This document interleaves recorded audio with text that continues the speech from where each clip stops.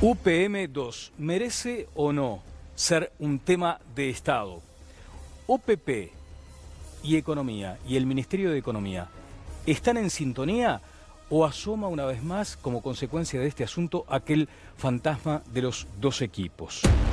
¿Hasta dónde debe ir la reserva y cuándo comienza la obligación o la necesidad de informar en qué condiciones se hará esta inversión?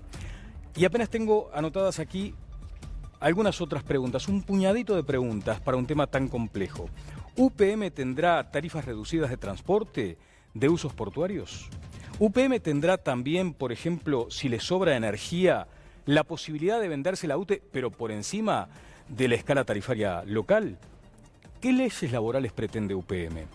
¿El Estado recauda por esta inversión o, en todo caso, gasta en obra pública, invierte y se endeuda para conceder la obra a UPM? Finalmente, ¿dónde se dirimen los eventuales contenciosos?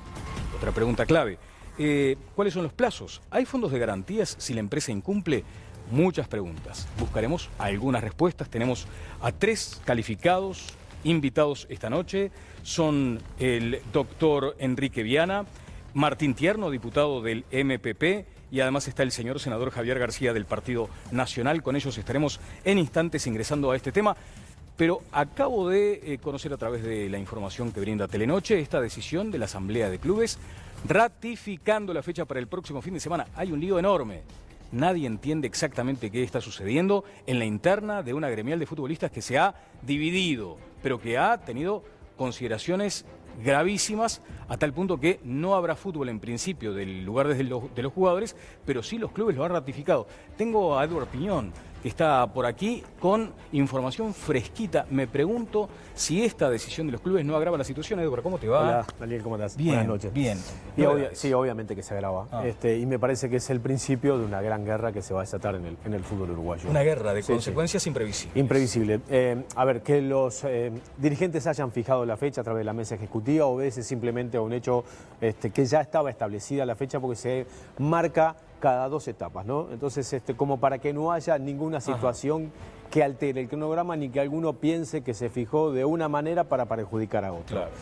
Eso en principio. En segundo, que es como una primera acción para ver qué es lo que sucede con los jugadores. Si los jugadores no se presentan a competir, que es lo que va a ocurrir, Daniel, porque los jugadores no van a jugar la 8ª fecha del campeonato clausura, va a haber un incumplimiento. Como va a haber un incumplimiento, se va a fijar para la semana próxima una asamblea extraordinaria de los dirigentes del fútbol uruguayo para analizar qué otros pasos se pueden llevar adelante. Yo te quiero explicar esta situación. No hay nadie hoy dentro de la dirigencia del fútbol que quiera ser más drástico, que quiera aplicar una multa o una sanción, porque para hacer eso, para llegar a ese camino, deberían por lo menos en principio estar en regla. Claro, sí, deberían en principio cumplir con lo más elemental, que es los pagos en fecha. En fecha. Y hay muchas instituciones que no están en fecha. Y aquellas que están en fecha o te pueden justificar que pagan lo que dice el contrato establecido en la Asociación Uruguaya de Fútbol. Algo así como el laudo, digamos. Sí, el laudo, ¿no? Sí. Siempre puede haber una deuda en lo que se denomina dentro del fútbol los complementos. Esos complementos muchas veces no están registrados. O sea que un jugador de fútbol que tenga una deuda de un complemento podría denunciar ante la DGI, la situación que está atravesando una institución que no le paga ese complemento y no está justificado ese complemento. Con lo cual generaría un conflicto todavía mayor. Por eso hoy la dirigencia, por más que entiende que podría llegar a denunciar el convenio que existe con la Mutual de Futbolistas Profesionales, producto de que va a haber un incumplimiento porque no se van a presentar a jugar los partidos, igual están bajo una perspectiva complicada, ¿no? De hasta dónde van, cuál es el paso que van a terminar dando. El origen de todo esto, dónde nace todo este conflicto que vemos en el fútbol uruguayo hoy. En los derechos de imagen. En los derechos de imagen, el enfrentamiento entre los jugadores de la selección, la Mutual de Futbolistas Profesionales y particularmente la empresa que tiene los derechos. Mamita, vamos a tener que seguir de cerca esto. Muchas gracias, no, por favor, Edward Piñón con la última información sobre esta situación vinculada a la Mutual, esta interna de la Mutual. Voy a saludar a los panelistas. Oscar Andrade, como hincha de fútbol, te debe preocupar esto, me imagino, no solo. Nosotros en su momento intentamos hace unos meses juntar las partes. Sí. a los efectos de encontrar Cuando una dices salida. nosotros, ¿quién El es? PCNT. Ah, el PCNT. Tuvimos conversación con los muchachos que están en el movimiento Más Unidos que Nunca, tuvimos conversación con la Mutual. Claro, porque Juan Castillo también intentó mediar. Nosotros por la nuestra, y después no se logró la conversación conjunta. En principio ofrecimos a la central como mediadora, después hubo una discusión acerca de si iba a estar en la reunión tal o cual respecto a la interlocución. Pero está claro que esto no se resuelve ni con sanciones ni con rompimiento de convenio, ¿no? O sea, la situación esta de las medidas es un tema que tiene que resolverse a la interna de los futbolistas y parece claro que no hay otro camino que no sea los dueños de la Mutual, que son los jugadores de fútbol, resolviendo las autoridades, porque hay una crisis de representatividad que está muy notoria, ¿no? Bueno, habrá más noticias para este boletín. Como suele decirse, Mónica Botero, ¿qué tal? Buenas noches. ¿Cómo estás? Ale Labraga, ¿cómo te va? Buenas noches, muy bien. Bien. Miguel Mansi, ¿cómo anda? ¿Cómo le va a usted? ¿Bien? ¿Le preocupan estos temas del fútbol? Porque no es un tema de fútbol, esto es tema de poderes. Sí, es un tema profundamente complejo porque refiere a plata, cuando hay mucha plata. Entonces, cuando hay demasiada plata por medio, yo me declaro incompetente, porque no puedo manejar esas dimensiones, ¿no? Estaba hablando de los derechos de la televisación del fútbol. Está Paco Casal de un lado, que fue exonerado de un pago gigantesco al Estado de la DGI bajo el gobierno, creo que de Mujica, entre Mujica y Tabaré Vázquez, ¿no? Lo exoneraron. Millones de dólares fue perdonado este hombre. Y está del otro lado jugadores de la selección uruguaya que ganan otra millonada de plata. Entonces, a mí se me escapa. Lo que veo que quedan en el medio, me acabo de enterar, todo ese montón de muchachos que juegan al fútbol y juegan para vivir y cobran 5, 10, 20, 30 mil pesos por mes y no les pagan, todo que quedan en el medio de dos potencias gigantescas que manejan millones de dólares. Yo paso, ¿vio? Bueno, pasa. ¿Puedo cometer una imprudencia? ¿Qué tiene en su bolsillo, en el de la chaqueta? Uy, discúlpeme, es el cigarro electrónico. Vi un brillito. ¿El qué? Me dijo el cigarro electrónico. Pero eso no está prohibido, Mansi. No, pero yo estoy dispuesto a no chipear mi perro va a ser clandestino y yo voy a seguir fumando esto. ¿Vio? Porque todo tiene su límite, ¿no? La libertad individual hay que defenderla, porque siempre empujan. Pero que no me diga que usted no está de acuerdo con las medidas anti-tabaco de Uruguay. Esto no tiene tabaco, esto es vaping, tiene aceite vegetal. Incluso hay quien afirma que es bueno para la salud. Que es bueno para hacer, sí, bueno, como lo otro, ¿no? Claro, que se reguló también en el mercado. Bueno, Ale Labraga tiene novedades sobre otro asunto que vamos a tocar. En principio, hoy, con algunos minutos, pero que justificará, seguirlo muy de cerca, Ale, las elecciones en Venezuela. Sí, exactamente. Recordar, bueno, de qué se trataban estas elecciones que en principio se habían esperado que se realizaran el pasado mes de diciembre del año 2016, estas elecciones regionales que finalmente se llevaron a cabo el pasado domingo. Recordar que Venezuela es una república federal y que como tal está dividido en entidades, ¿no? Lo que se llaman entidades federales. Y se elegían los gobernadores de esas 23 entidades federales. Finalmente el resultado dio un espaldarazo al oficialismo y por allí una derrota, entre comillas, a la oposición, ¿no? Y una denuncia de fraude en el Exactamente. Bueno, después se levantaron y esto seguirá, por supuesto, porque cada vez se escuchan más voces, no solamente dentro de Venezuela, sino también a nivel internacional. El resultado fue de 17 de esos gobernadores para el oficialismo y 6 para la oposición. ¿Comentarios de esto, Mónica? Y bueno, realmente el espectáculo que está dando Venezuela a mí me genera una gran tristeza. Durante años cubrí información de América Latina y uno cuanto más conoce, más le duele. Quizá la oposición ni siquiera tendría que haberse presentado porque fue una forma de convalidar este proceso eleccionario. En una de esas, ahora no tendría que quejarse. Se sabe que hubo irregularidades, pero estaba previsto que podía llegar a verlos. Entonces uno se pregunta por qué lo aceptan. Pero bueno, es el eterno debate, ¿no? Pasó acá en el 82 en las internas y bueno, no garantizaba que estábamos en un régimen democrático, pero había una idea de estar presente. Es el gran dilema, ¿no? Cuando hay este tipo de regímenes, ¿qué hacemos? ¿Convalidamos con presencia o no? Algo de lo que decía Mónica que está bueno también acotar, que es que la convocatoria para votar vino tanto del oficialismo como de la oposición, ¿no? Que la gente fuera a votar en este caso, en esta instancia. Sí, primero ahí, a ver... Es un riesgo, ¿no? La oposición está dividida con respecto a la votación o no. La Mesa de la Unidad Democrática convocó a votar y hay sectores de la oposición que siguen convocando a que tiene que caer el gobierno sin elecciones. Eso claramente quedó demostrado. Yo traje a través de periódicos de la oposición. Me parece que se da un primer paso. De hecho, la oposición avanza. El chavismo tenía 21 de las 23 gobernaciones, y en este caso quedó con 17 de las 23 gobernaciones. Después habrá que analizar más fino el resultado. Es una elección que fue mayor en cantidad de votos que la anterior. Lo segundo es que hace por lo menos 2 meses que el clima de tensión que existía en Venezuela, mes y medio, no es igual. Yo creo que ahí hay que apostar porque la salida sea en clave democrática, porque hace unos meses atrás el reclamo era ¿por qué no se convoca elecciones?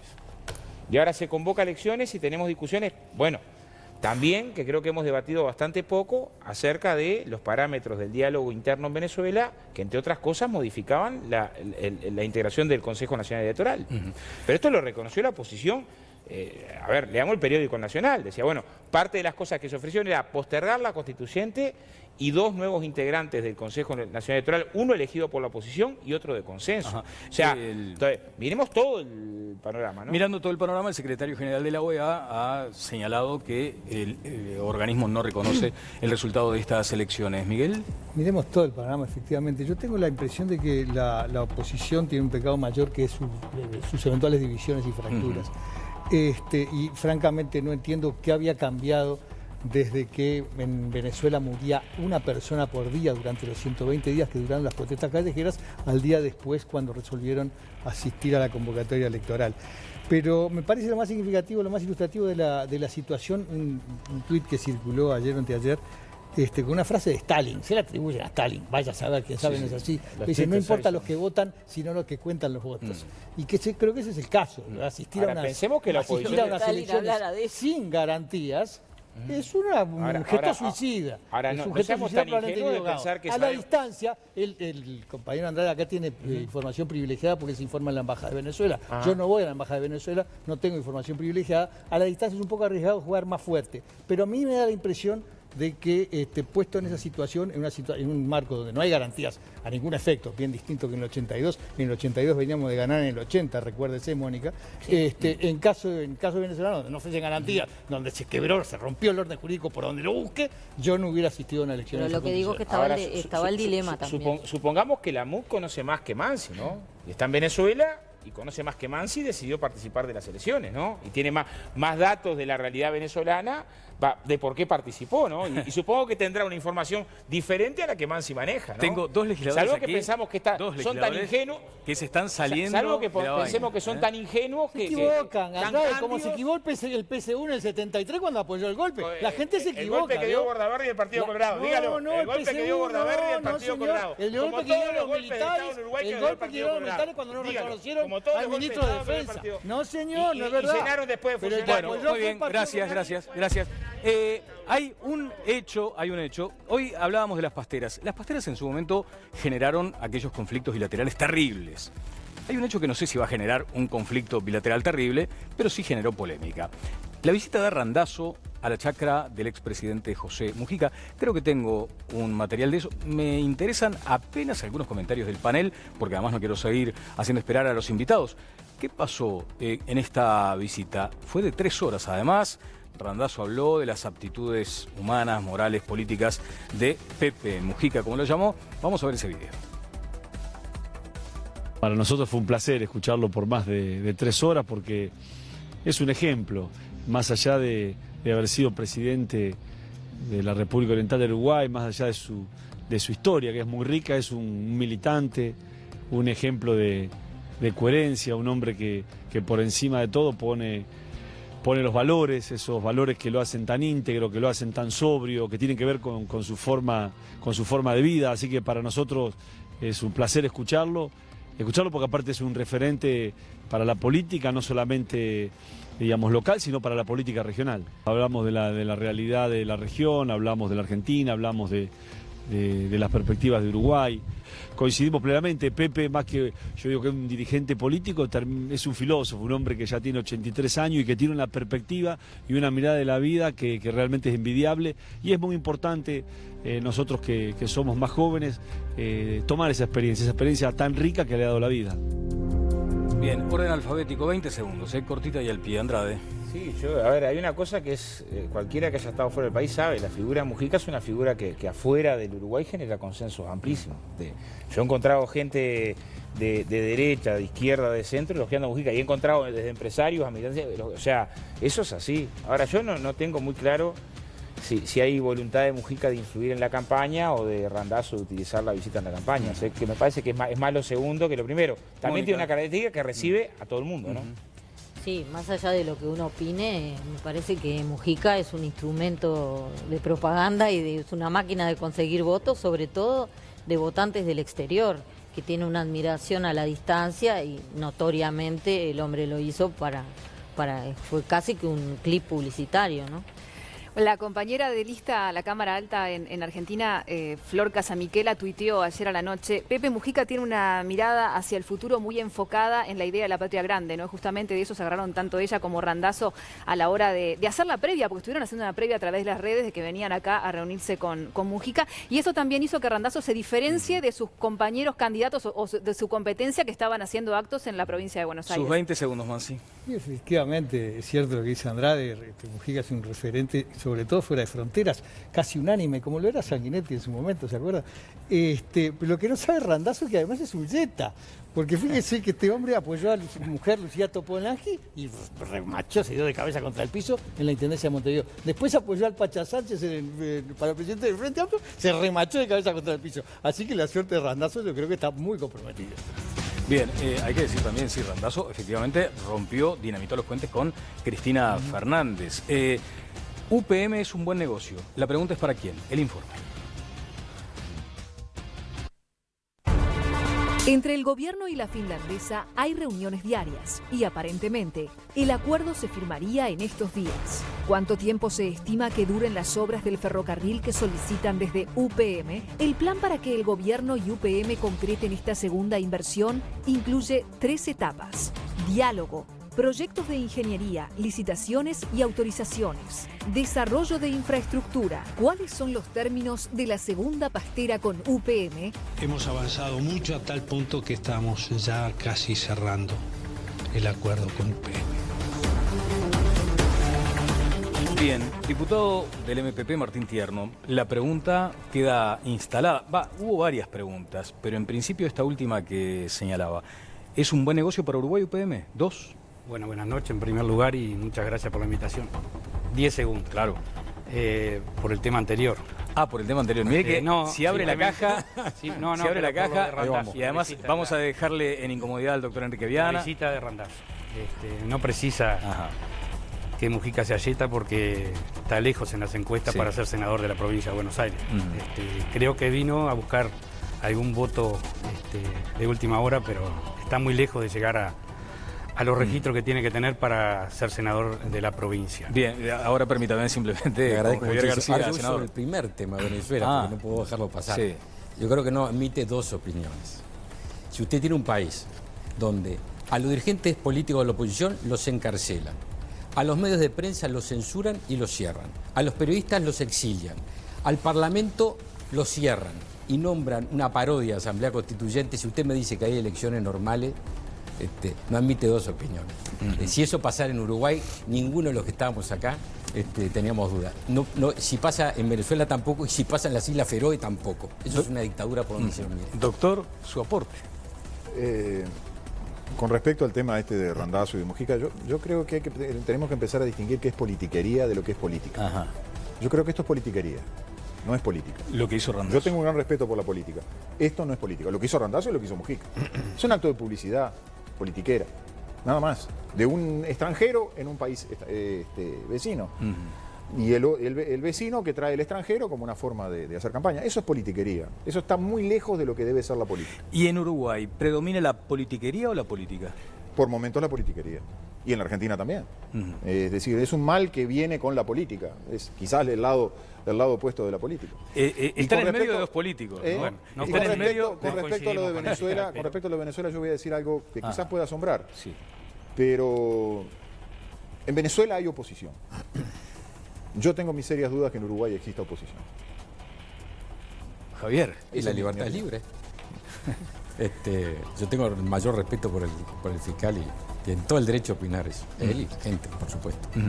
Y usted tenía un matiz sobre importante. el tema de la política, creo que Uruguay se diferencia bastante del resto, por lo menos de los vecinos, porque realmente acá hay política y no politiquería.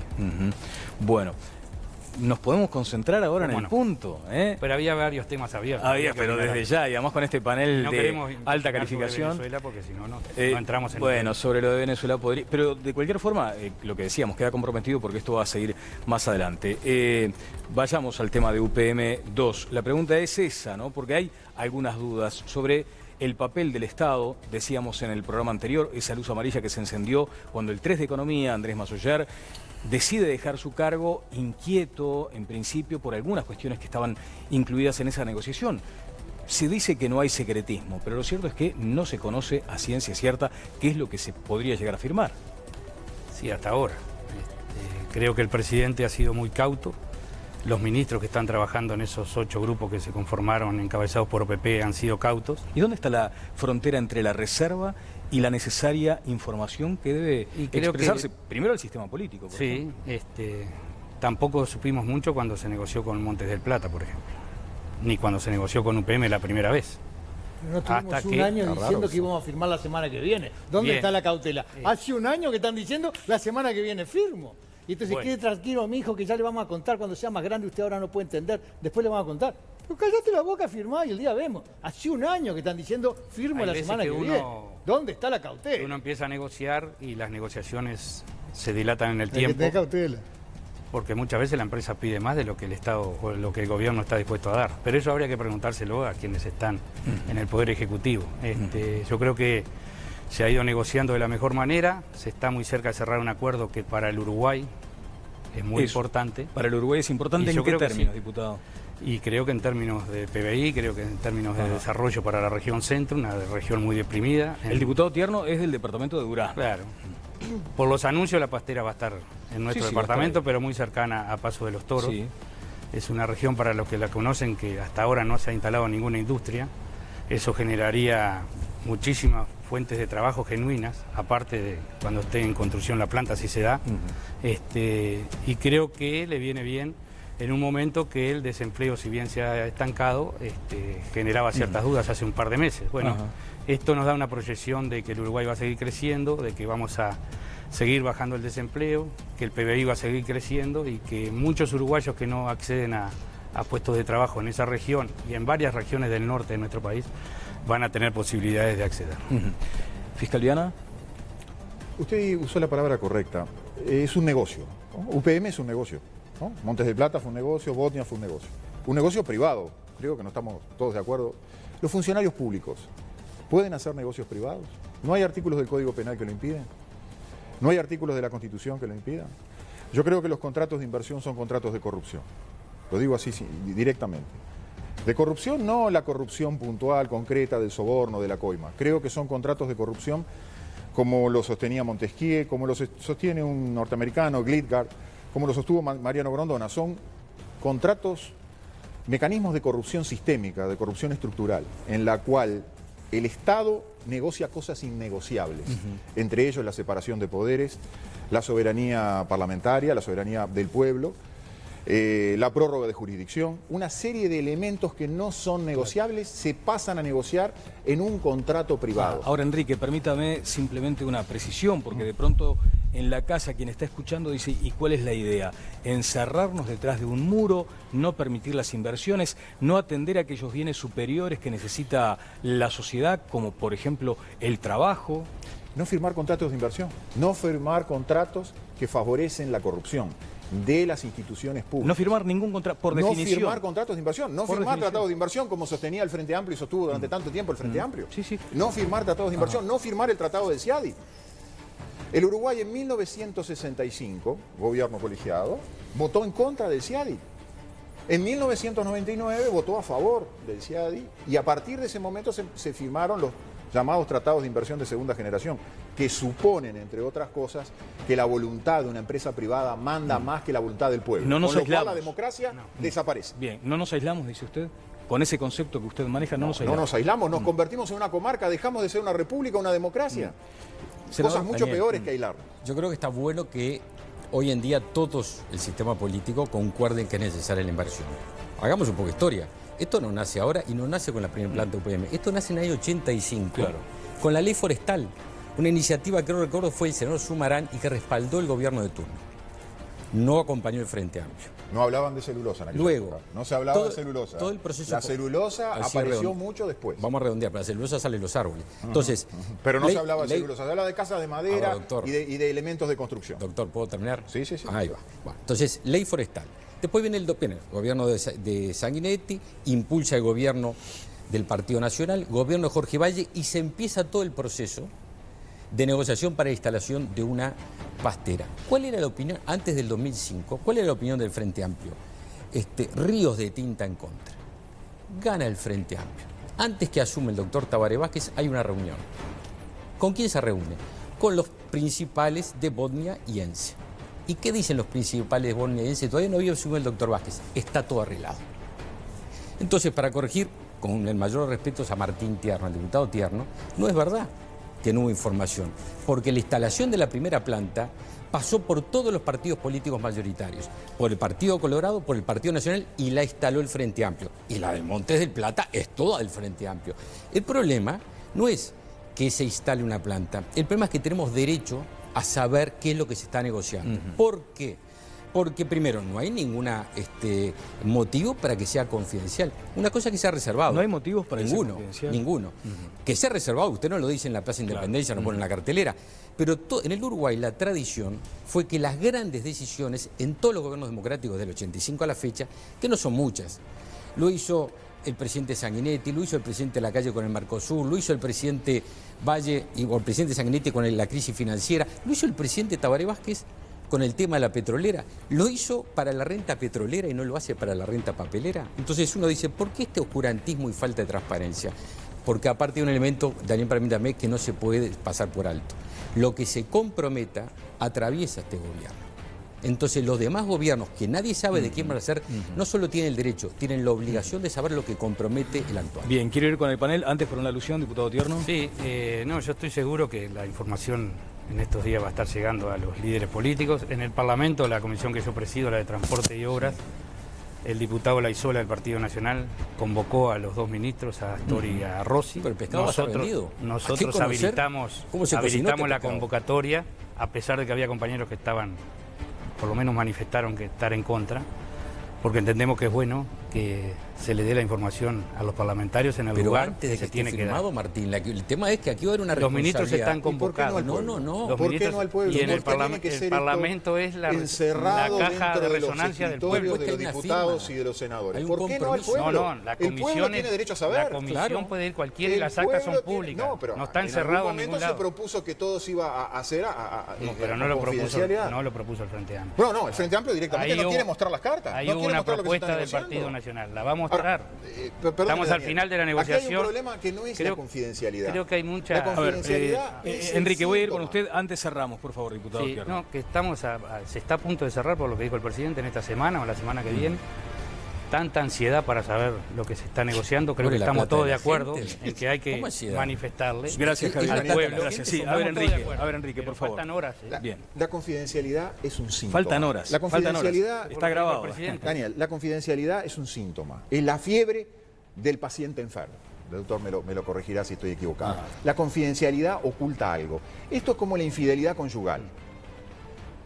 Aquí se está causando un daño y se están defraudando algunas cosas que causan vergüenza y por eso se mantienen ocultas. Con Montes de Plata, ¿saben quién fue el que consiguió que el contrato de Montes de Plata dejara de ser confidencial? Este triste fiscal que está aquí presente. Y le valió a este triste fiscal que lo trasladaran y lo tiraran a un costado como lo tienen tirado a un costado hoy, por haber, entre otras cosas, abierto a la visión en qué consistía el contrato de inversión con Montes del Plata. Este que viene ahora es mucho peor, todavía se está anunciando. Es mucho peor. Vamos a tener detalles de eso. Voy a ir con el panel. Antes repasaremos lo que decía a Radio Sarandí el presidente de la República, Tabaré Vázquez, lo que generó en cierto modo algunas dudas, porque mientras el ministro de Economía hace no tanto había señalado que todavía estaba todo muy verde, el presidente se apuró a decir que efectivamente era inminente la firma con UPM. Vamos a escuchar. Esta negociación de UPM fue muy intensa, horas y horas de trabajo y de reuniones con nuestros equipos, pero también entre nuestros equipos y el equipo negociador de UPM. No fue fácil, vamos 1 año y 3 meses negociando, reuniones semanales, bisemanales. No ha sido fácil y a veces hemos avanzado, a veces hemos retrocedido, pero hoy debo decir, hemos avanzado mucho a tal punto que estamos ya casi cerrando el acuerdo con UPM. A consideración, por supuesto, del Gobierno Nacional en el Consejo de Ministros y de las autoridades centrales de UPM. Pero los equipos negociadores ya hemos logrado un acuerdo en el 99 y pico % de los temas tratados. En cuanto firmemos ese acuerdo, estaremos dispuestos a dar con total transparencia el texto del acuerdo como debe ser y a responder todas las preguntas que se nos quieran hacer. Pero sobre el hecho consumado, puede decirse por parte de algunos críticos. Daniel, ¿vio lo que dijo el presidente al final? Que van a informar después que esté firmado con transparencia. Es la confesión de que ahora no hay transparencia. Por eso le estoy... ¿Usted se imagina qué pasaría si el gobierno fuera de otro partido político y se supiera que hay una negociación confidencial entre el gobierno de cualquier partido con una empresa multinacional? ¿Qué diría el Frente Amplio? Miguel Mansi. Mire, yo creo que este programa es la prueba de la infamia. Este mismo programa es la prueba de la infamia. Pero estamos obligados a hablar de algo sobre lo que no sabemos. Es maravilloso. ¿Y qué pasa? Que tenemos todos vocación de improvisadores. Nos encanta chapucear. ¿Por qué estamos hablando de esto? Porque el presidente de la República habla día por medio de esto. Nos amenaza con esto al mismo tiempo que nos dice, tranquilos chiquilines, cuando crezcan les voy a contar de qué va. Entonces, yo creo que si algo sabemos es que este es un gobierno, y los pasados gobiernos del Frente Amplio, es un gobierno opaco, poco transparente, pero que además se equivoca mucho y que es muy irresponsable respecto a algunas medidas que toma. Y que son muy poco apegados al cumplimiento de la Constitución y de la ley, como lo demuestran día por medio también. De modo que creo que nos asiste el mayor de los derechos y las mayores de las razones para reclamar más enérgicamente que cada uno de su ámbito pueda, que esto se dé a conocer cuanto antes y que el presidente Vázquez deje de jugar al agente secreto de los multinacionales y que le cuente a la gente lo que está comprometiendo para el futuro, como se dijo anticipadamente por acá, no para este gobierno, sino para los que vengan, si es que efectivamente hay algo. ¿Sabe qué? Ensayo una cosa.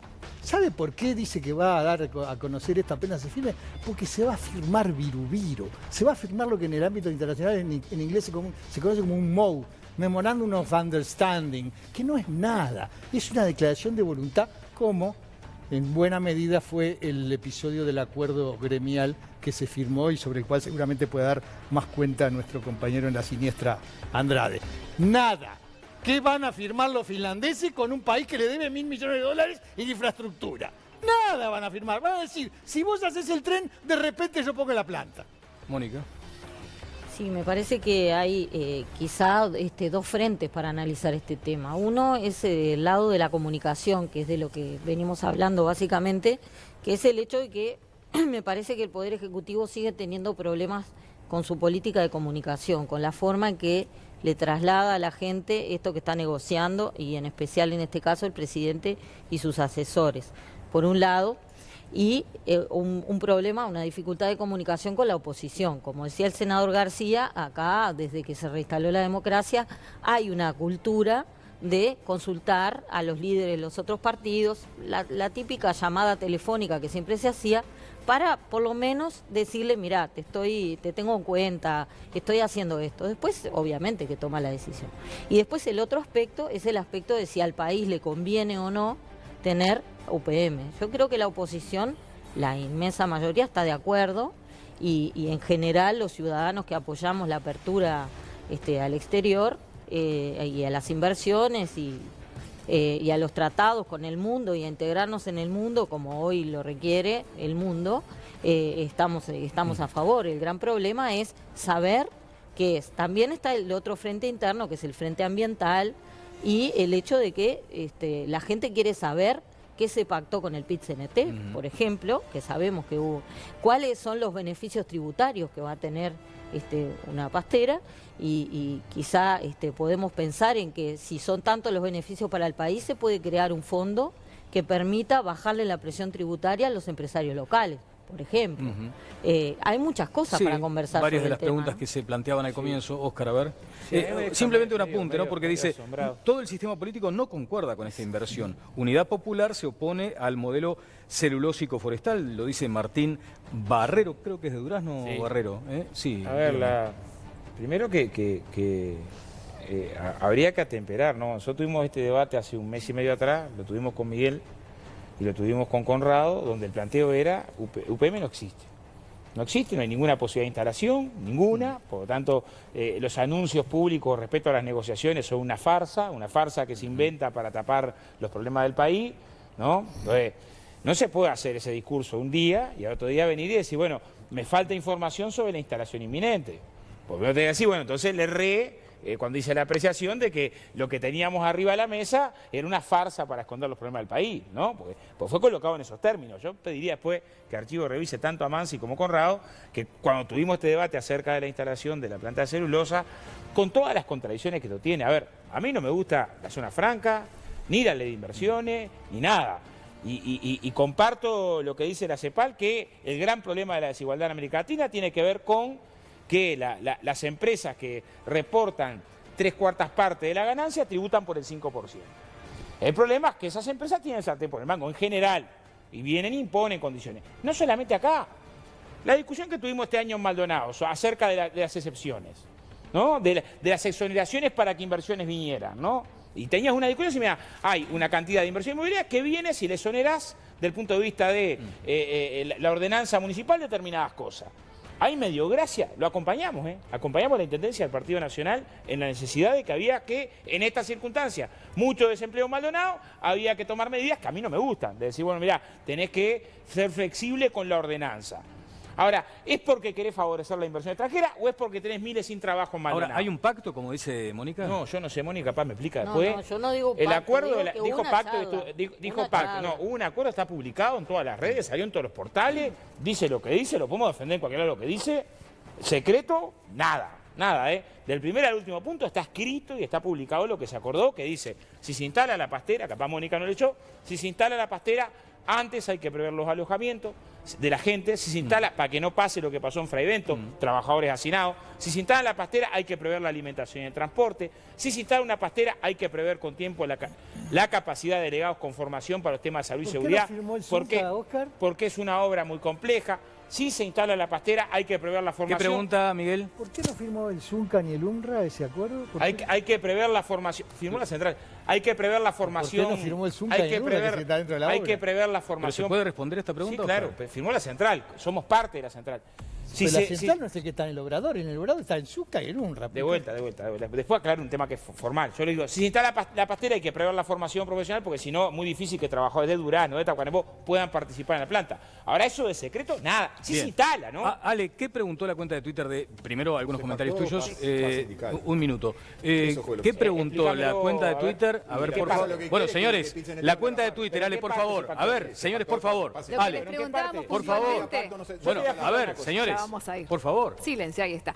Lo que les preguntábamos a ustedes era si estaban de acuerdo con la instalación de esta nueva planta de celulosa en Uruguay y las opciones eran por sí o por no. Hasta el momento, porque sigue abierta la compulsa, es que sí el 49% y que no el 51%. Hubo un cambio entre el momento en el que estábamos antes de empezar el programa, que había un pequeño favoritismo por el sí, ahora cambió entonces a favor del no. Seguimos recibiendo los votos a través de @todas-las-voces4. ¿Sabés qué, Daniel? Yo Sí. quiero dejar planteado una pregunta que se ha tocado por allí medio el tema, pero he visto también unos cuantos mensajes de los televidentes, el hashtag, recuerden, Opino en Tele, que tiene que ver con el medio ambiente, ¿no? Porque se habla de una inversión, la inversión más grande de la historia de Uruguay, se habla de madera que proviene de 6 departamentos, sobre todo ubicados al este del país, que va a llegar a esta futura planta, mega planta. ¿Qué pasa con el Río Negro? Porque además tiene características diferentes a las del río Uruguay, que tiene una salida al Río de la Plata, es un río interno. ¿Cómo lo ven nuestros invitados de ese tema también? De hecho, se ha ¿no? mencionado que el Río Negro pasaría a ser casi, y permítanme la caricatura, casi propiedad de UPM. Pero eso lo podemos hablar más adelante. Ahora sí, un poco más ordenados. ¿Qué es lo que usted señalaba, fiscal, y qué le respondía a Óscar? Lo que se pactó fue paz. Paz sindical, Paz no sindical. agresión. Un pacto de no agresión. estaría bueno revisar los programas de archivo, porque cuando yo vine la otra vez, yo le dije al señor Andrade que estaban negociando.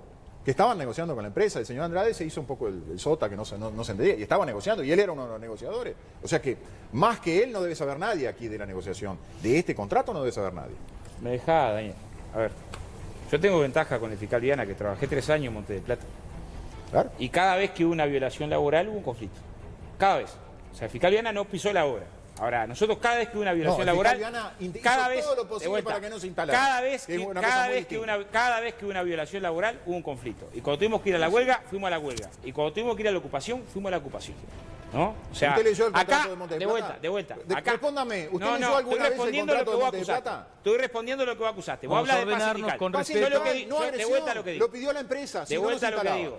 Se va a instalar esta planta y si hay violación a los derechos, laborales, va a haber respuesta sindical. Y eso los trabajadores lo saben, ¿no? Fiscal Viana no, porque no pisó la obra. Senador. Gracias, Daniel. Yo creo que Óscar Andrade mezcla aserrín con pan rallado.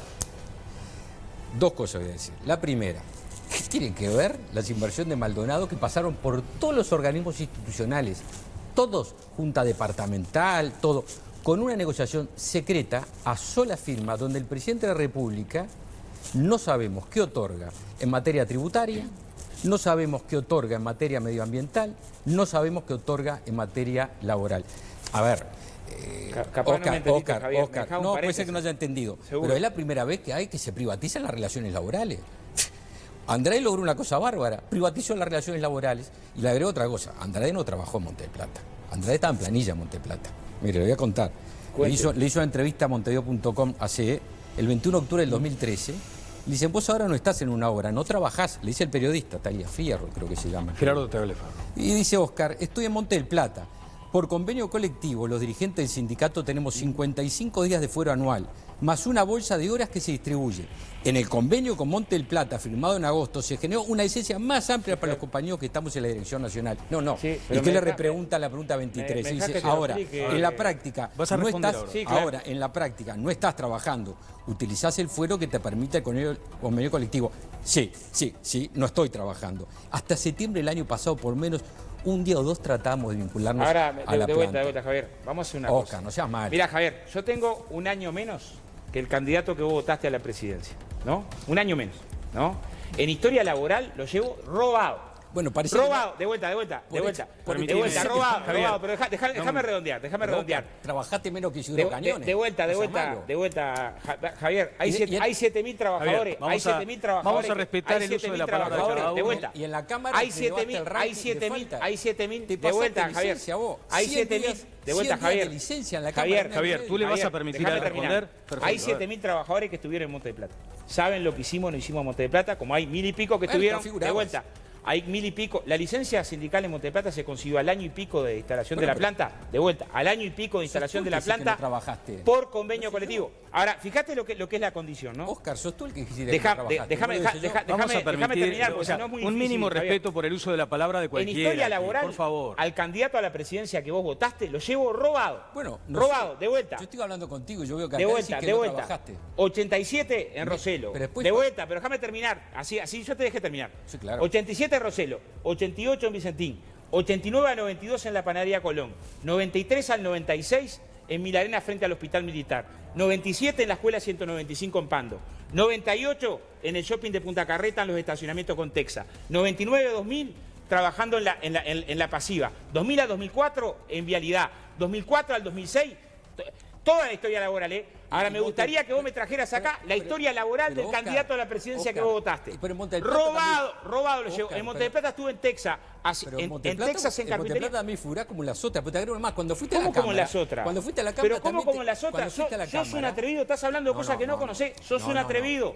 Estás hablando de cosas que no conocés. No te ofendas. No, que sos un atrevido. No te ofendas. ¿Cómo las otras? Cuando fuiste a la Cámara, en un año y medio, sos el primero en licencias.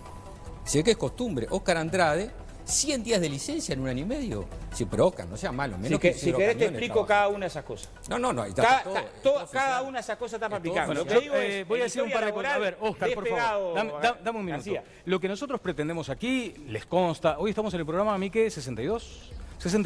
Hemos pretendido que acá tengamos un debate acalorado, argumentado. Acá ninguno es invitado por falta de fundamentos. O sea, cuando hay fundamentos y argumentos para defender, y probablemente sean invitados. Ahora, mínimamente lo que pretende, no el conductor en este caso, lo que pretende la gente en la calle o en la casa mirando, es que haya un respeto por la palabra del otro. Es una forma de ordenarnos, es una forma de que el televidente escuche, si no es todo un barullo insoportable. Por lo tanto, apelo a ustedes, que además son personas calificadas en la retórica, a que tengamos un poco más de respeto cuando está otra persona en el uso de la palabra, sea un panelista o un invitado. Una constancia sobre lo A ver, por favor, la diputado discusión Tierno. que tenían Javier Sí, y exacto. A ver.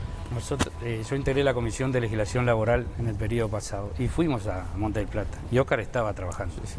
Y no avisamos el día que íbamos a ir. Es decir, que no pudo haber ido justo ese día y estar en obra, y no en asamblea, en obra. Bueno, confesó. Esa es la constancia que quería dejar. Hay 7.000 compañeros trabajando ahí. Bueno, señores, vamos a escuchar también en las redes sociales, muchas veces se apasionan las posiciones. Hubo un intercambio entre el señor senador Lacalle Pou y el señor diputado Asti, que lo vemos a continuación. El gobierno negocia en nombre nuestro, en nombre de la ciudadanía, y me parece que no se puede amparar en confidencialidades. La confidencialidad que quiere levantar la oposición es la misma confidencialidad que tenemos nosotros. Debería de decir exactamente en qué etapa está. Como legisladores de gobierno, lo mismo que saben los legisladores de la oposición. Lo mejor es que vengan a la comisión respectiva, que a la comisión de industria, y que ahí tengamos tiempo de trabajo y de escuchar. Es una negociación muy difícil, todavía no se ha terminado, se está más cerca, pero no se ha terminado.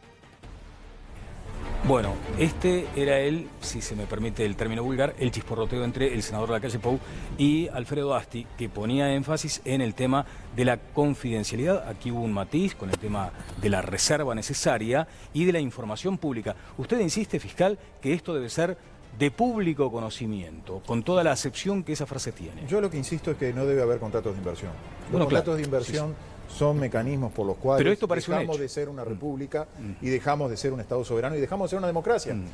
Yo preguntaba, a ver, aquí quién leyó, de los que estamos todos aquí presentes, quién leyó el contrato de Montes del Plata.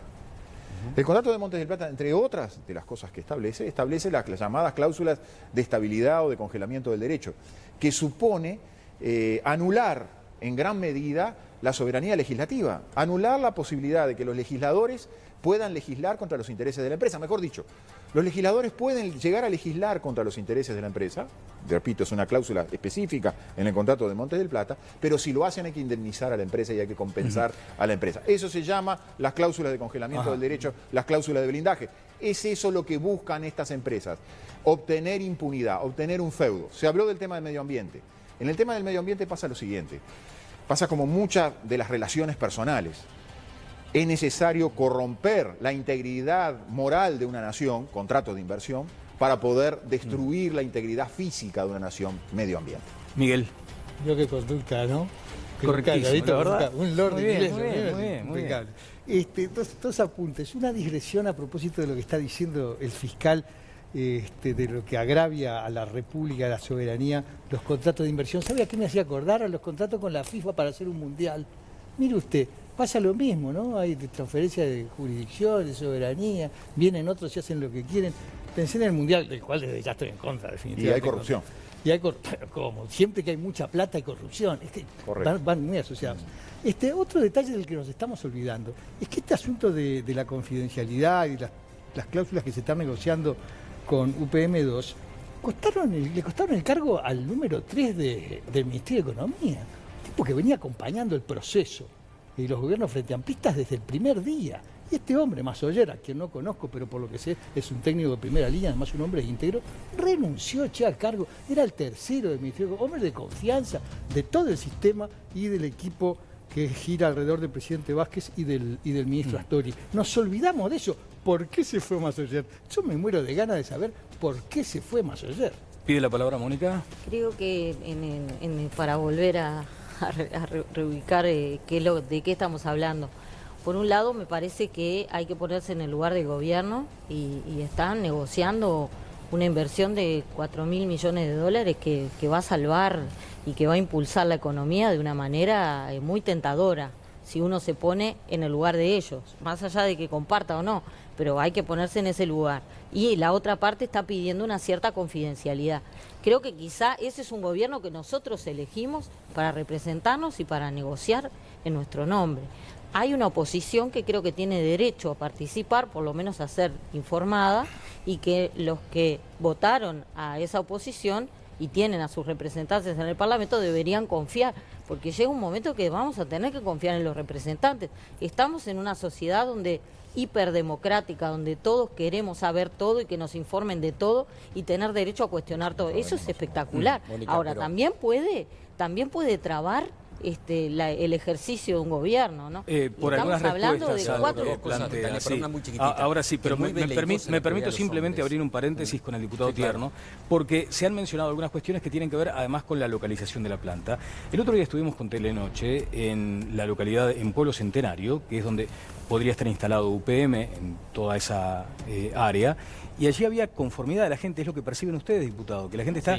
conforme con esto. Sí, hay mucha expectativa desde que el presidente anunció hace 15 meses que podía estar esa inversión en la Había como una competencia ahí entre Durazno, sí, no, Durazno y pero Tacuarembó. hay mucha expectativa por lo que dije al principio, ¿no? Ah. Hay una demanda de trabajo que hasta ahora no ha podido solucionarse y que esta planta de UPM indudablemente que le va a cambiar. ¿Y no le la dicen, realidad por ejemplo, a que los esto vecinos, es pan para hoy? No solo de la región Sí, centro. sí, claro, es mucha gente. La zona de influencia... La planta se va a alimentar de la cosecha de los árboles, que como se dijo acá, y está en 6 departamentos. Sí, sí. Y esos árboles hay que transportarlos. Claro, pero me pregunto... Es decir, que trabaja mucha gente en torno a una planta de celulosa. La no solo la consulta gente que está trabajando después que la obra termina. Ajá, bueno, ese es el asunto, porque muchas veces se dice, bueno, hay un pico de actividad laboral, bueno, la planta se está armando, lógico. Y luego... es algo lógico cuando se no, hace una obra de dimensiones como la que... Sí, pero la gente apunta a otra cosa, decir, bueno, pero después quedan unos pocos trabajando, y no es aquel impacto en el mercado laboral. No sabemos cuánto porque está dentro del contrato de Es muy fácil confección. saber, hay que ir a Fray Bento.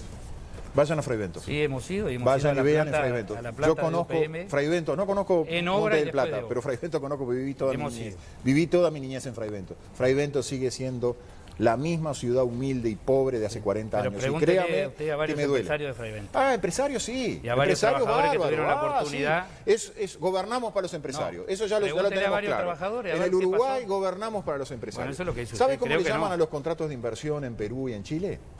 Contratos ley. Tengo 2 legisladores. Aquí me rodean 2 legisladores. Averigüen por qué les llaman contratos ley. En Perú, en su momento, estuvieron establecidos en las leyes de minería. Luego los incorporaron al Código Civil. Y en determinado momento, adivine quién los incorporó a la Constitución. Aquellos que nos enseñaban en facultad que hay normas inconstitucionales dentro de la Constitución. Bueno, se da en este caso. Los contratos ley fueron elevados por Fujimori como norma constitucional. Los contratos ley suponen la supresión del poder legislativo en favor de los intereses de una empresa privada. Senador García. Un comentario respecto a lo que decía Mónica, que lo hace de la perspectiva que nadie puede dudar de la buena intención. Pero desde Artigas para aquí, todos aprendimos que es muy veleidosa la propiedad de los hombres. Y lo único que garantiza es el contrato. Por eso la transparencia. Pero aparte, no hay que solo pensar en los 4.000 millones de dólares que pone el extranjero. Hay que pensar en los 1.000 millones de dólares que ponemos todos. Y la única forma constitucional de dirigir dineros públicos en Uruguay es por ley presupuestal. No puede ningún jerarca, por sí ante sí, destinar la plata de los uruguayos a donde él quiere. Lo único que lo garantiza es la ley. Y por eso queremos saber. Enrique, sobre la pregunta que planteaba hoy Alejandra Labraga, y es el impacto sobre el Río Negro. Es un desastre. El impacto, tú mencionabas que alguien está diciendo ya que UPM se va a adueñar del Río Negro. UPM se adueñó del Río Uruguay. Vamos a ser claros. Del Río Negro se va a adueñar también. Es un desastre. El Río Negro tiene un caudal muy inferior al del Río Uruguay. Es un río que tiene bajantes muy importantes. Es un río que ya está contaminado, salvo que me vengan a decir que echar organoclorados lo va a mejorar, cosa que no es así, lo va a empeorar. Hemos tenido una mortandad de peces que tampoco se sabe cuál es su origen. Se están discutiendo los organismos del Estado a ver qué fue lo que se hizo mal. Pero parece que hubo un error humano ahí, ¿no? Sí, pero mire que la última versión parece que no.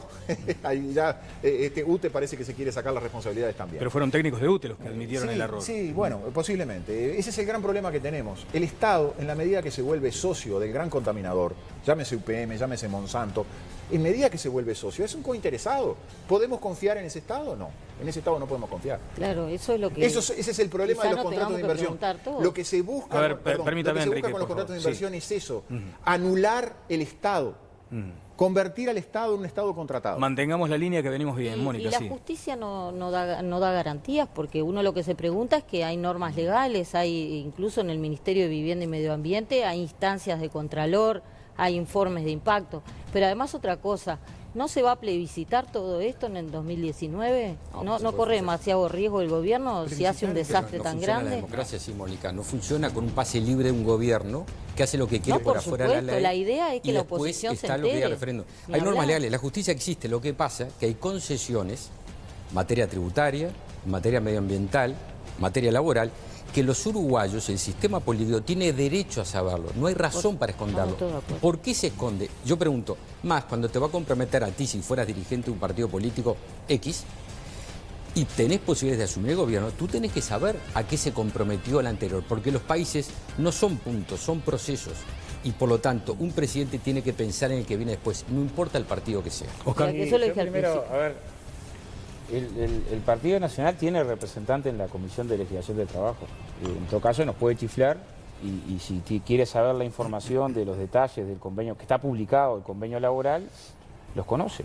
Y las actas son públicas. Los conoce, o sea, en realidad muchos nos llaman por teléfono. Es más, muchos intendentes del Partido Nacional nos llamaron por teléfono para saludarnos por haber colocado el componente de formación profesional. Capaz que García no sabe, pero de departamentos que están vinculados a la región. Es decir, qué bueno que colocaron el capítulo de formación profesional.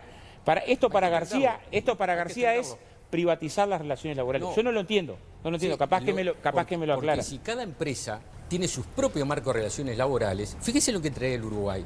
Los marcos de relaciones laborales tienen que ser generales. Por algo los convenios colectivos son por ramas. Ahora, si yo para una empresa Daniel Castro, arreglo con Andrade, empresa Martín, arreglo con Andrade, esto es una locura. Ahora, ¿sabés lo que Javier no entiende, Daniel? No puede ser que no entienda muchas cosas. Yo voy a tratar de explicarle porque Javier no entiende. La realidad. Si nosotros no hiciéramos un acuerdo sobre el tema del alojamiento, si no lo hiciéramos, y tiene que cumplir la ley, supongamos que hacemos lo que vos decís, Javier, ¿no? Y no hacemos un acuerdo previo y la empresa tiene que cumplir la ley. La empresa contrata a pie de obra. ¿Tiene que brindar alojamiento a alguien? No, a nadie. ¿En qué termina esa circunstancia? En cientos de trabajadores hacinados. Yo los vi en Freivent, ¿no? Yo sé que capaz que Javier no, pero yo los vi durmiendo en el piso uno al lado del otro porque la empresa legalmente los toma a pie de obra y no tiene por qué resolver el tema del alojamiento. Entonces, ¿esta es una inversión igual a cualquier empresa cuando se trasladan 6.000? No. Entonces, como no es igual, este tema lo tenés que colocar antes. Si no lo colocas antes, después... Pero déjame terminar de explicar porque son 2 o 3 explicaciones. La segunda, esta empresa tiene igual complejidades en materia de salud laboral, habiendo 300 empresas adentro, distintos idiomas, que una empresa común. Si no trabajas antes los temas de salud laboral, ¿sabes lo que tendría, Javier? Más muertos ahí trabajando. Oscar, por lo tanto, tenés que trabajar antes. Tercer elemento, déjame... Es que estoy tratando de explicarte en qué consiste el acuerdo laboral. En materia de formación profesional. Oscar, tenés que hablar en serio. Para el sector del... Estoy hablando en serio. No estás Estoy hablando en serio. Decime por qué, a ver. Porque me parece que cuando uno parte en el debate, tiene que partir primero del supuesto que no hay competencia de sensibilidad. Yo a ti no te doy la derecha en ninguna sensibilidad. No, quiero que me digas en qué no habla en serio. En lo que el convenio... ¿En qué parte ¿Vos le leíste el convenio laboral? Sí, claro que sí. ¿Y en qué parte no habla en serio de lo que está diciendo? Lo vi, tranquilo. Lo vi como te puedo decir, post-mortem. Lo vi después que estaba firmado.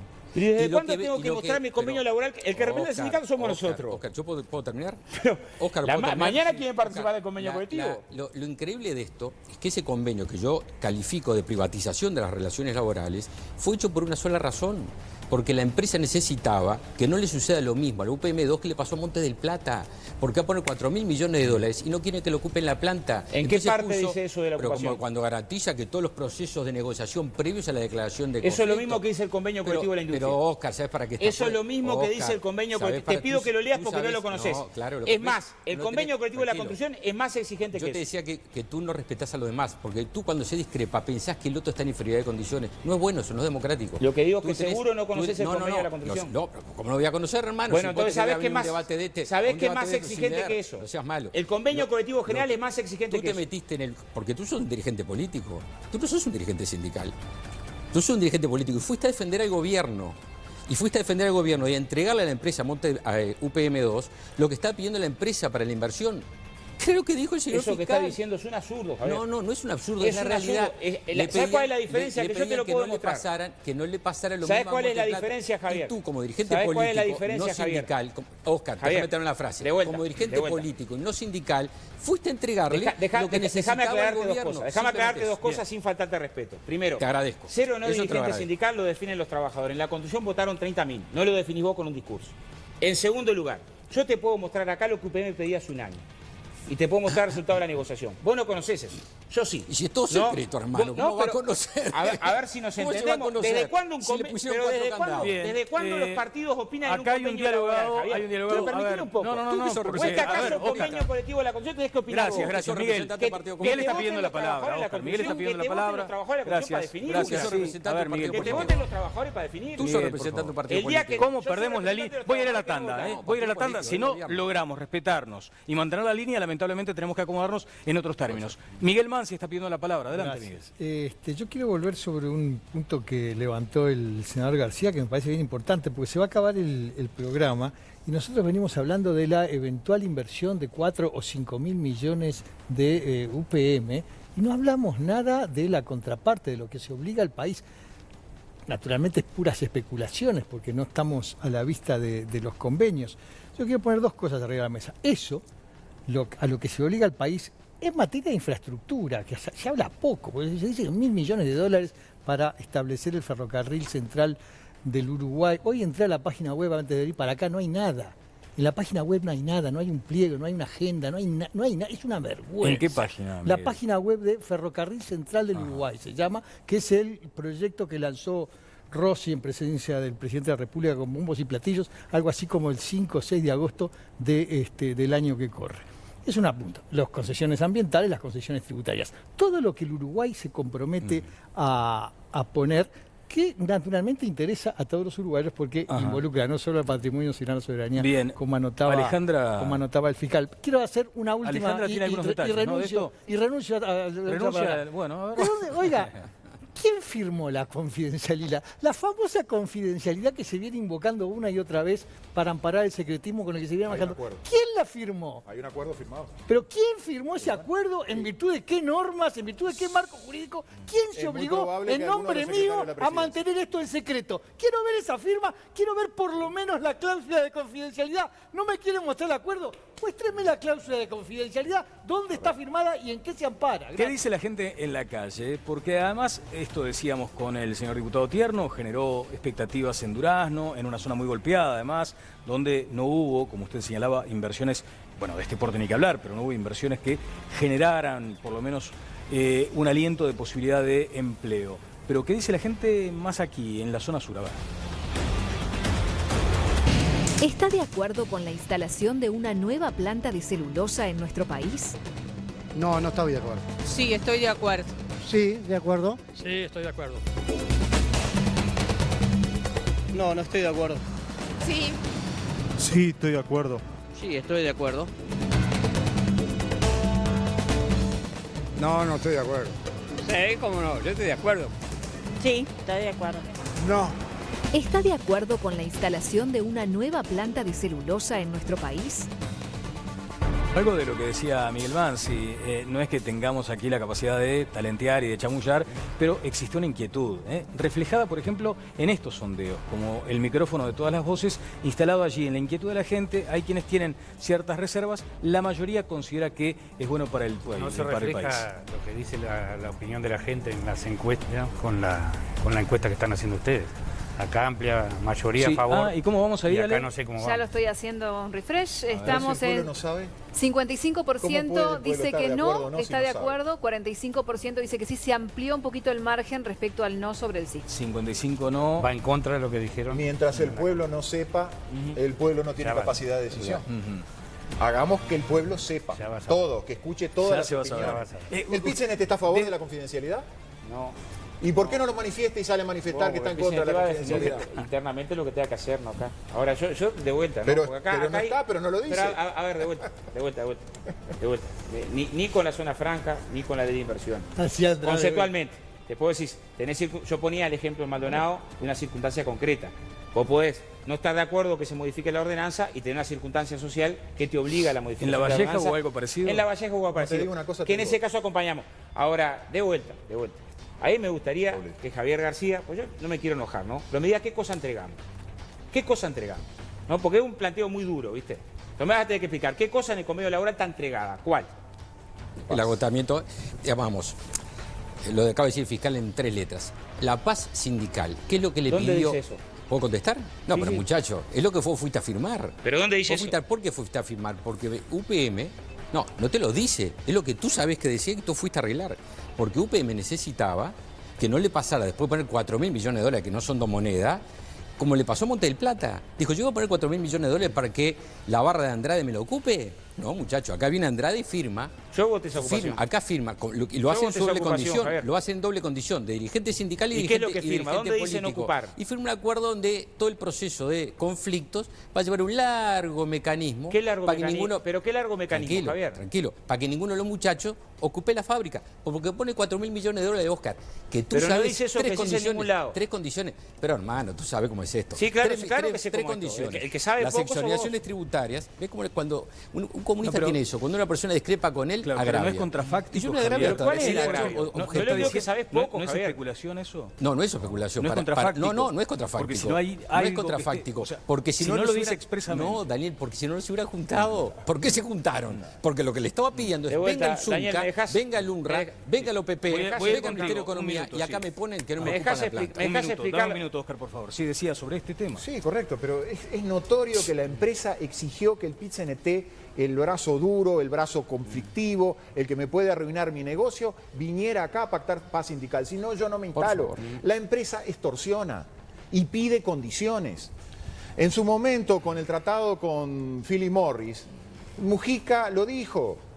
Tienen el sartén por el mango, es la presión extorsiva que nos marcan. Eso es lo que pasa cuando se negocian los contratos de inversión. ¿Dónde se resuelven estas cuestiones? No, pero no. Estos no, diferentes, pero, por a ver, ejemplo. no se Y puede- bueno, estos diferentes, ese es uno de los grandes problemas. Otra de las cláusulas que tienen estos contratos son las cláusulas de prórroga de jurisdicción. Los jueces uruguayos no pueden juzgar los conflictos del Estado con la empresa. Diputado Tierno, Estaría decía. bueno para la teleaudiencia que Oscar pudiera en algún Aclarable, momento, informar lo que dice el contrato. Sí, claro. Es un contrato marco. Lo pueden leer, está Acá publicado. No hay nada. No hay Pero el ningún contrato de inversión, él sabe lo que dice. De vuelta, contrato, no, no, no, Oscar, ¿usted sabe lo que dice el no contrato estamos de hablando de inversión? contrato de inversión, yo no quiero enredar. Yo voy a tratar de Me contestar. asusté, pensé que sabía lo que, con la lo que dice el empresa. contrato de inversión. No tengo idea. O lo Voy a sabrá. tratar ¿Lo de sabe o no lo sabe? ¿Usted sabe lo que dice el contrato de No, inversión? mi amigo, voy a tratar de contestar Ah. lo que dice Javier. El acuerdo firmado con UPM dice, las partes se comprometen a agotar las instancias de negociación antes de tomar medidas. Las partes.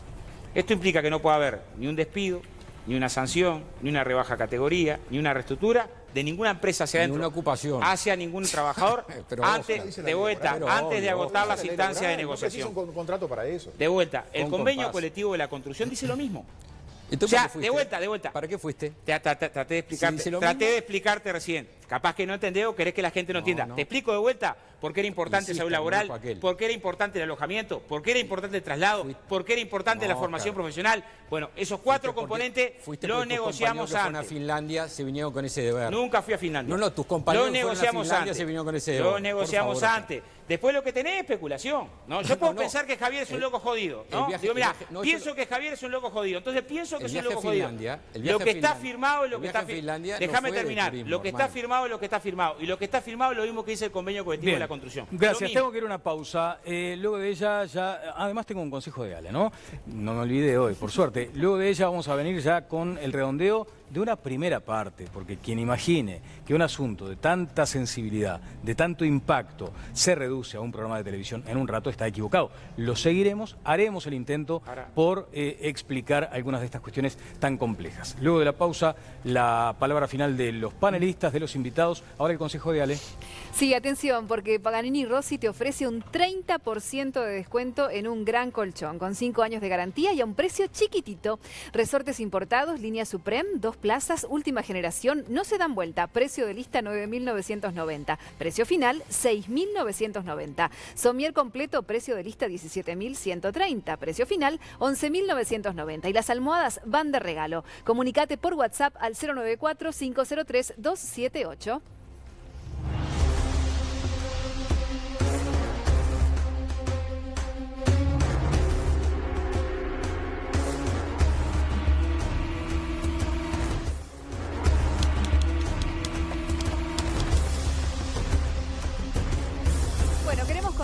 que en Montecable las promociones son increíbles y con débito BBVA además insuperables. En octubre contratá todo el entretenimiento en alta definición, lo mejor del cine y las series de Fox Premium, los partidos de la Celeste y las mejores ligas del mundo con un 25% de descuento durante 12 meses. Promo exclusiva si haces débito automático con tarjeta de crédito BBVA. Además, podés acceder cuando quieras a Click and Play y disfrutar el mejor contenido, así que quédate con la mejor opción. Pedila al 2909-0000 o en montecable.com. Así que cuando haya conflicto, que venga Diana. Esa es la conclusión. Claro, y Diana dice que no va a haber conflicto, básicamente. Porque los únicos conflictos que hay son los que el PIT-CNT dice que hay. El próximo convenio colectivo lo voy a firmar sin consultar al directorio del Partido Nacional. Mire, aquí la señora Botero hizo una linda apreciación, que fue el tema de la justicia. ¿Hay justicia ambiental en el Uruguay? ¿Hay fiscales que protejan el medio ambiente en el Uruguay? Al único que lo hacía, lo tiraron por un costado. El fiscal verde. Correctamente, sí, pero hoy no, hoy lo está tirado por un costado. ¿Hay justicia ambiental en el Uruguay? No, no existe justicia ambiental. Senador Javier García, muchas gracias por sus minutos. También al señor fiscal Enrique Viana, también al diputado Tierno de Durazno, del MPP, al panel, que como siempre es un privilegio. Me le hicieron complicado hoy. Debo reconocer que... Ya la tuvo Andrade, hoy sí. Complicado lo tuvo Andrade. El reencuentro será el próximo jueves, 20 y 30, con todas las voces. Que pasen todos muy bien.